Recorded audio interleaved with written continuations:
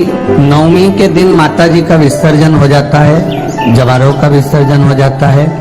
व्रत करने वाले कन्या पूजन, भोजन, भंडारा कराकर, सती कथा में कही थी कि नवरात्रे एकम से प्रारंभ नहीं होते, अमावस्या की रात्रि से प्रारंभ हो जाते, इसलिए उसको कहते हैं नवरात्रे। क्योंकि नवमी के दिन माताजी का विसर्जन हो जाता है, जवारों का विसर्जन हो जाता है। व्रत करने वाले कन्या पूजन, भोजन, भंडारा कराकर विराम दे देते हैं। तो नवमी की रात्रि उसमें नहीं जुड़ा पाती, उसमें रात्रि अगर जुड़ती है तो ये अमावस्या की रात्रि से जुड़ना प्रारंभ होता है, तब जाकर वो नवरात्रि पूर्ण हो पाती है। आज भी नियम है, नवमी तिथि के दिन अगर भगवान नारायण के चरणों में हल्दी और कुंकू दोनों चीजें चढ़ाई जाए तो नारी कभी विधवा होकर नहीं मरती।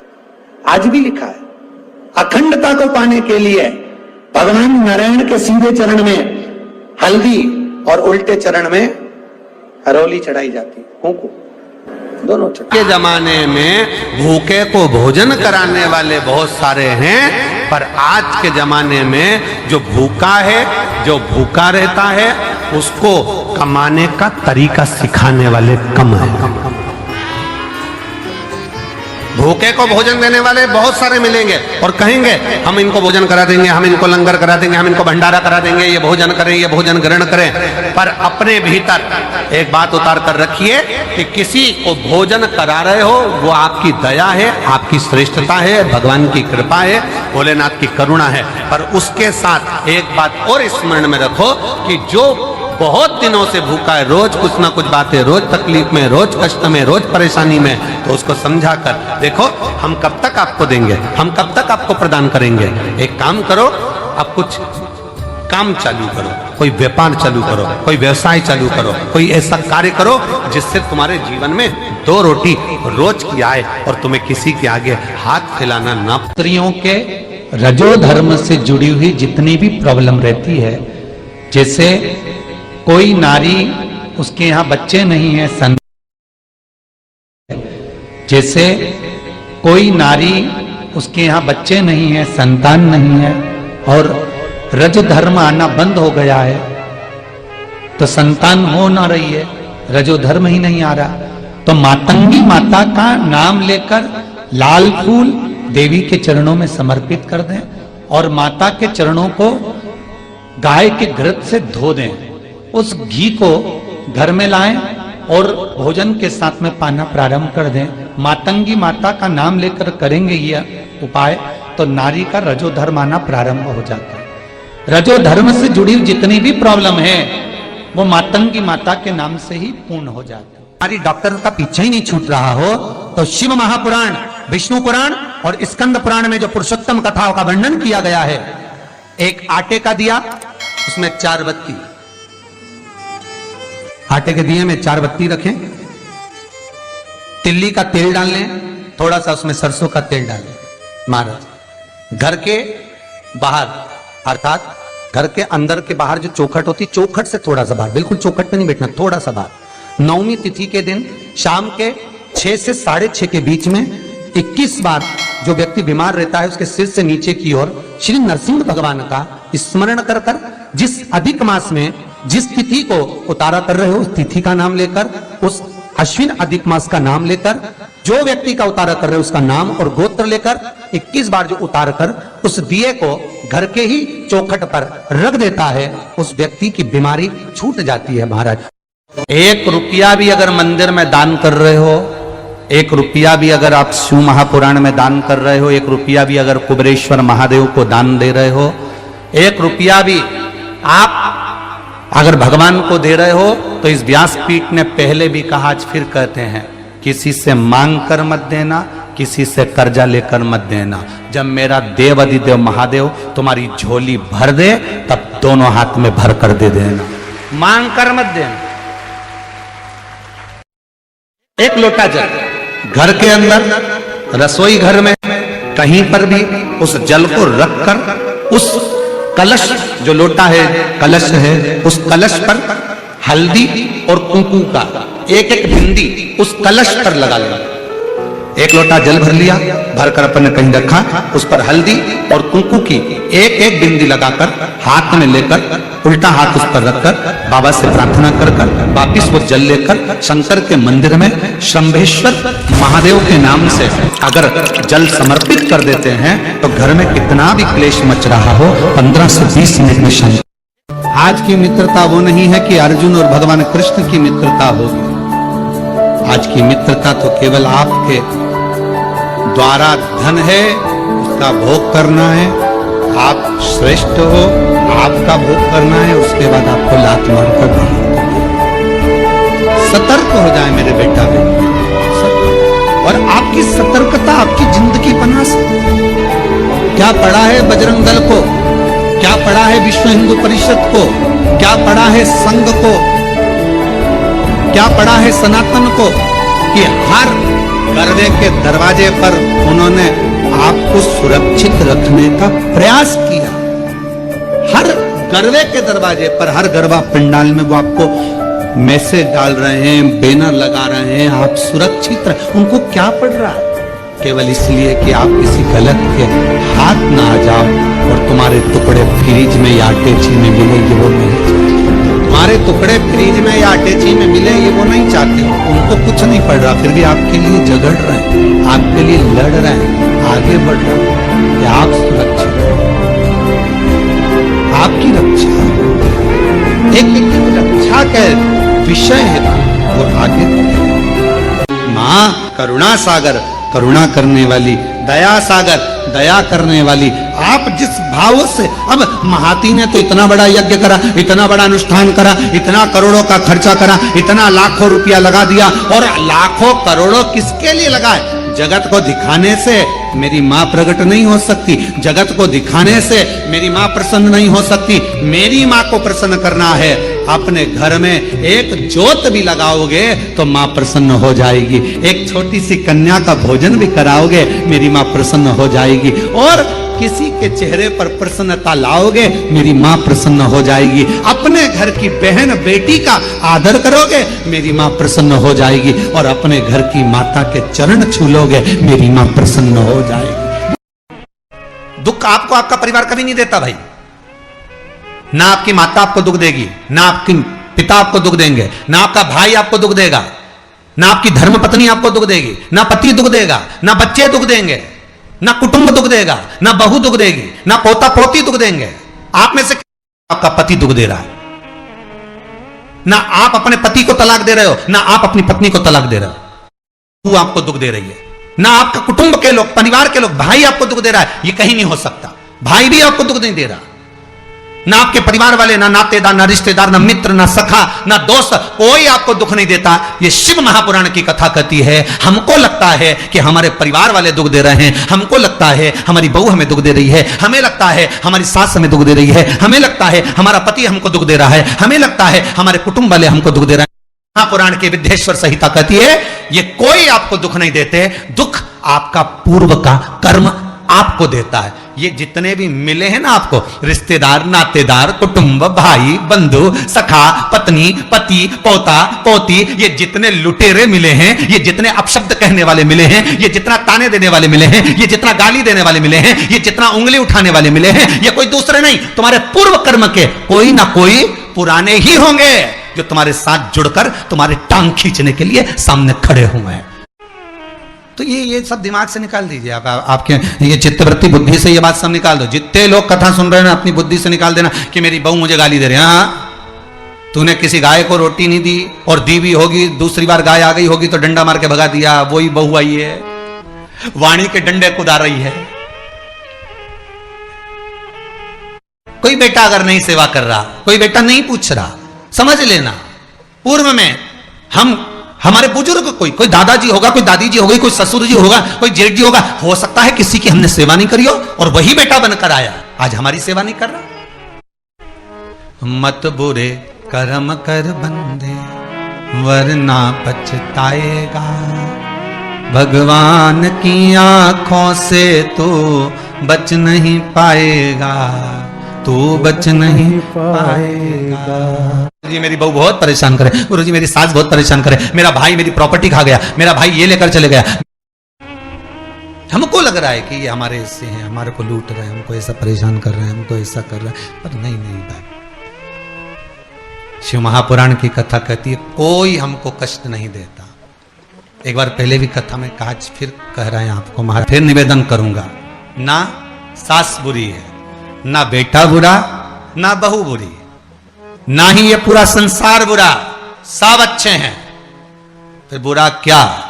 अपना कर्म जो हम कर कर आए हैं, उस कर्म का भोग संसार में आकर भोगना पड़ेगा। एक रोटी भी हमको खाने को मिल रही है तो हमारे पूर्व के किए हुए कर्म के अनुसार मिल रही है। दुख भी अगर हमको मिल रहा है तो हमारे पूर्व के कर्म के अनुसार मिल रहा है। सुख भी मिल रहा है तो हमारे पूर्व के कर्म के अनुसार मिल रहा है। हम जैसा कर्म करें उसके अनुसार हमें फल मिल रहा है।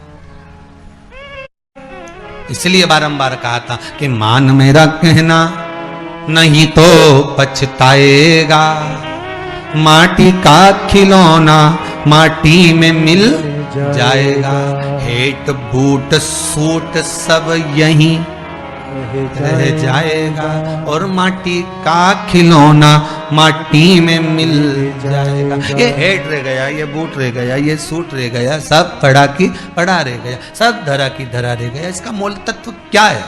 इसकी महत्वता क्या है? अनसुईया जी ने मन से सेवा करना प्रारंभ करा। जल नहीं था चढ़ाने के लिए क्योंकि अकाल पड़ा हुआ था, सूखा पड़ा हुआ था, पत्ती नहीं थी वृक्षों में क्योंकि शंकर भगवान को चढ़ाने के लिए, क्योंकि जल ही नहीं था, कहीं पुष्प नहीं थे। मानसिक पूजन माता अनसुईया जी ने करना प्रारंभ करी। वो पूजन का फल ऐसा हुआ, समय निकला 54 वर्ष की समाधि माता भगवान आंतरी ऋषि कर रहे हैं और अनसुईया जी पूजन में लीन है। पूजन का फल ऐसा मिला कि 33 कोटि देवता, सारी नदियां, सारे सरोवर, सारे तालाब माता अनसुईया जी का दर्शन करने के लिए कामत वन में,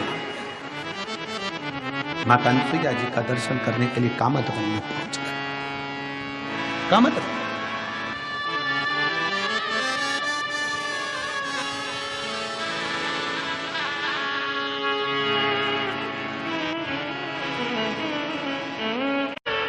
विनय करने महादेव नमन चरण, सारे तालाब आ गए, सारी बावड़ियां। सबने कहा अनसुईया जी आपको कुछ अगर चाहिए, आपको अगर कुछ मांगना हो तो हम दे सकते हैं, ले लीजिए। अनसुईया जी ने कहा मुझे नहीं चाहिए। अनसुईया जी आपको अगर कुछ चाहिए तो ले लो।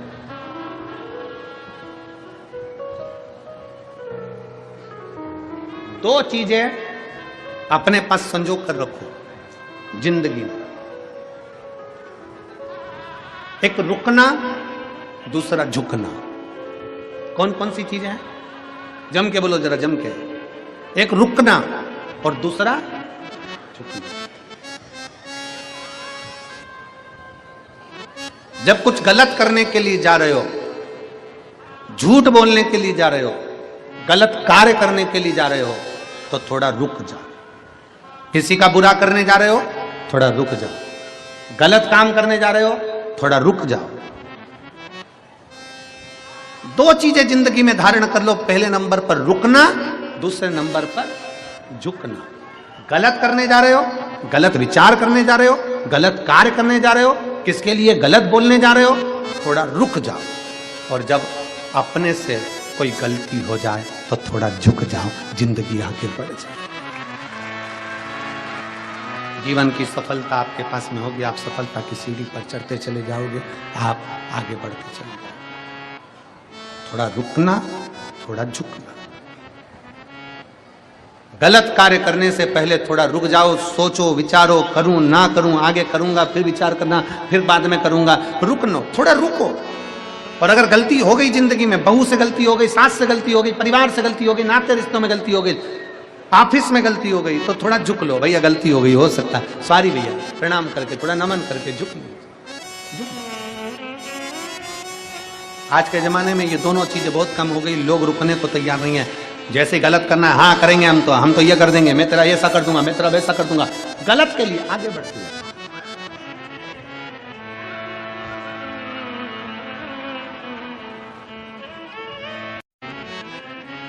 अनसुईया जी मांगो तुम्हें कुछ चाहिए। अनसुईया जी ने कहा नहीं मैं मांगूंगी नहीं, मुझे कुछ चाहिए ही नहीं। कुछ तो मांग लो। पूरी सब जगह पर अकाल पड़ा हुआ है, पानी नहीं है, पत्तियां नहीं है, फूल नहीं है, कुछ तो मांगो खाने को, अन्न नहीं है। अनसुईया जी बोली मैं मांगूंगी। देवता आए, अनसुईया जी ने नहीं मांगा। क्यों नहीं मांगा?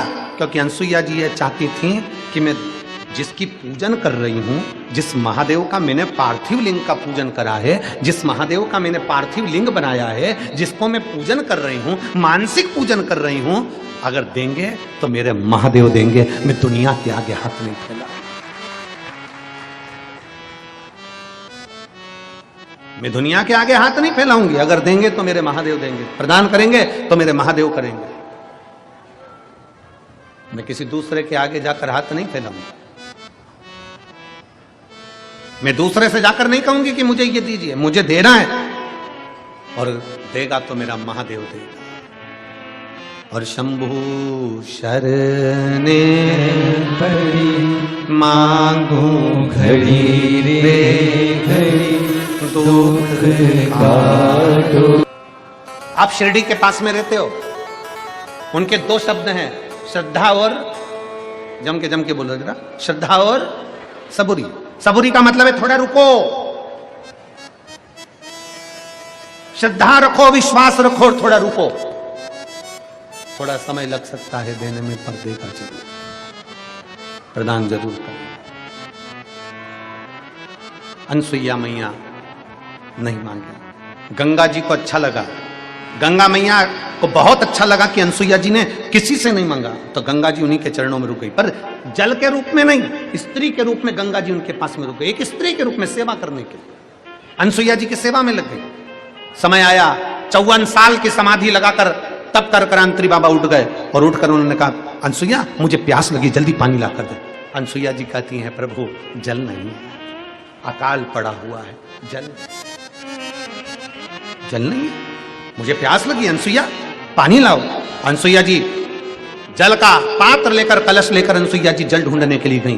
पीछे पीछे गंगा जी चल रही थी। उनको नहीं मालूम कि ये गंगा है, उनको तो लग रहा है कि स्त्री के वेश में कोई सखी है, स्त्री के वेश में कोई नारी है, सेवा में लगी हुई है, क्योंकि गंगा जी जल के रूप में नहीं आई थी कि स्त्री के वेश में आई थी।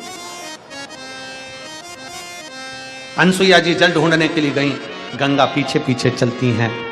अनसुईया जी भगवान शंकर का नाम लेकर जप रही थी। जपते जपते जब पहुंची, गंगा जी ने कहा अनसुईया जी, ए मानसुईया रुको, तुम मुझे पहचानती नहीं हो? अनसुईया जी ने कहा मैं नहीं जानती आपको, आप कौन हो? आप कौन हो? मैं नहीं जानती। गंगा जी ने कहा मैं गंगा हूं, मैं तुमको कलश भर के जल दे देती हूं, तुम अपने पति को पिला दो।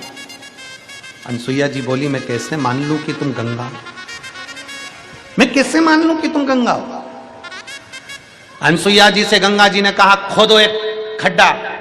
एक खड्डा माता अनसुईया जी ने खोदा, और जैसे ही खड्डा खोदा, गंगा मैया उसमें जल रूप में आ गई। जैसे जल रूप में गंगा जी आई, अनसुईया जी से कहा अनसुईया मां अब एक लोटा जल तुम भर लीजिए। अनसुईया जी ने जल भर लिया। जल भरकर अनसुईया जी जाने लगी। गंगा जी ओझल होने के लिए जाने लगी, तो अनसुईया जी ने कहा रुको गंगा, मेरे पति जल पिएंगे और पीकर मुझसे पूछेंगे कि पानी कहां से लाई? चारों तरफ अकाल पड़ा हुआ है, सारे वृक्ष सूखे हैं, पत्तियां सूखी हैं, पुष्प नहीं है, खाने को अन्न नहीं है, पीने को जल नहीं है, नदी तालाब बावड़ी सरोवर सब सूखे हैं, तो ये पानी कहां से आया? मेरा पति जब पूछेगा तो कुछ तो कहना पड़ेगा। तो गंगा जी कहने लगी अनसुईया जी अगर आप मुझे रोकना चाहती हो तो मैं रुक जाऊंगी, पर मुझे तुमने जो सालों साल शंकर भगवान की आराधना करी है, उस सालों साल शंकर जी की आराधना का 1 महीने का शंकर को चढ़ाए गए पुण्य का फल चाहिए। शंकर जी की पूजन का फल दे दो 1 महीने का। 1 महीने के पूजन का फल? शिव जी की पूजन का 1 महीने का पूजन का फल दीजिए। उससे क्या होगा? गंगा जी कहने लगी मैं 1 महीने तक यहाँ तुम्हारे पति के इंतजार करूंगी, उनको दर्शन देने के लिए। 1 महीने बाद ओझल हो जाऊंगी। गंगा जी ने हाथ जोड़कर उनको रोक दिया। 1 महीने के पूजन का फल अनसुईया जी ने गंगा जी को दे दिया।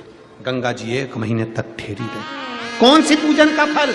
जिसमें ना अनसुईया जी ने पानी चढ़ाया, ना बेलपत्री चढ़ाई, ना फूल चढ़ाया, ना धतूरा चढ़ाया, ना कुंकू चढ़ाया, ना हल्दी चढ़ाई। केवल अनसुईया जी ने मन से बैठी बैठी पार्थिव शिवलिंग के सामने मन से चढ़ा देती थी, मैं बेलपत्र चढ़ा रही हूं, मैं जल चढ़ा रही हूं, बाबा मैं आपके मंदिर की पोछा लगा रही हूं, बाबा मैं झाड़। मानसिक पूजन का फल 1 महीने का दिया, गंगा टिक गई। आंतरिषि ने जल पिया तो पीते से बोले ये तो अपने कामद वन का जल नहीं लगता, ये जल कामद वन का नहीं है। अनसुईया जी ने कहा स्वामी अकाल पड़ा था, पानी नहीं है, गंगा जी से जल मांग कर लाई। गंगा का दर्शन हुआ तुझे? अनसुईया तू और गंगा का दर्शन? हाँ मुझे गंगा का दर्शन हुआ। गंगा का दर्शन मैं मान ही नहीं सकता, इस पृथ्वी पर गंगा तो अविरल बह रही है, वो तुझे दर्शन देने के लिए कामद वन पर क्यों आएगी? मुझे गंगा ने दर्शन दिया। आप ना मानो तो चलिए, आंतरिषि को लेकर गंगा जी के सामने माता अनसुईया पहुंच गई। जो गंगा जी का दर्शन आंतरिषि ने किया, दर्शन कर कर स्तुप्त हो गए, स्तुप्त हो गए। गंगा कहने लगी आंतरी बाबा अब मुझे जाना होगा, अब मुझे जाना होगा, अब मुझे जाना है। आंतरी बाबा कहते हैं गंगा तुम मत जाओ, यहीं करो। गंगा जी कहती हैं अगर आंतरी बाबा आप मुझे यहां रखना चाहते हो तो आपको पार्थिव लिंग की पूजन करना पड़ेगा। अनसुईया और आंतरी बाबा ने एक शिवलिंग का निर्माण कर कर उसका पूजन करा। गंगा जी कहती है 1 वर्ष के पूजन का फल मुझे दीजिए तो मैं यहाँ रुक सकती हूँ। 1 वर्ष के पूजन का फल दिया और शिवलिंग की पूजन आंतरी और अनसुईया करने लगे। आज भी चित्रकूट की भूमि पर आंतरीश्वर महादेव विराजमान है जो जीव के कल्याण के लिए विराज। चित्रकूट की भूमि पर आज भी आंतरीश्वर महादेव विराज।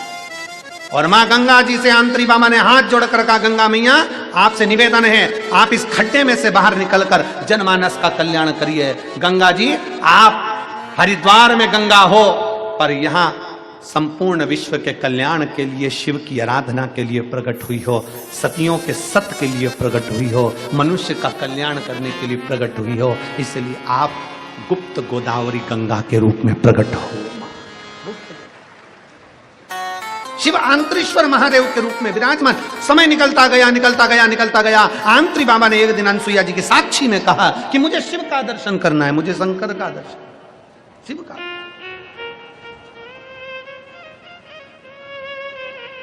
शिव की साक्षी पाने के लिए कभी अगर मौका लगे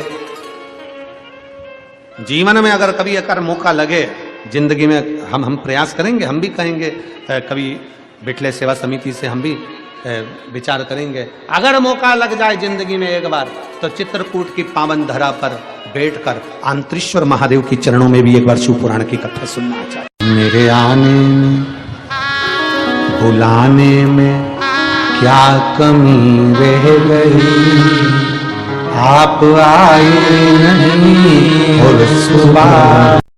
श्री शिवाय नमस्तुभ्यम, हर हर महादेव। पूज्य गुरुजी ने इस वीडियो के माध्यम से 1 अक्टूबर नवमी तिथि शारदीय पक्ष के नवरात्रे चल रहे हैं, उसकी नवमी तिथि के विशेष 5 उपाय बताए हैं। उन सभी उपायों को करके आप अपने जीवन को सार्थक और सफल बनाइएगा। वीडियो को ज़्यादा से ज़्यादा लाइक करो, कमेंट करो, शेयर करो और जाते जाते चैनल को सब्सक्राइब अवश्य ही कर देना। जय श्री राम, जय महाकाल, जय माता दी।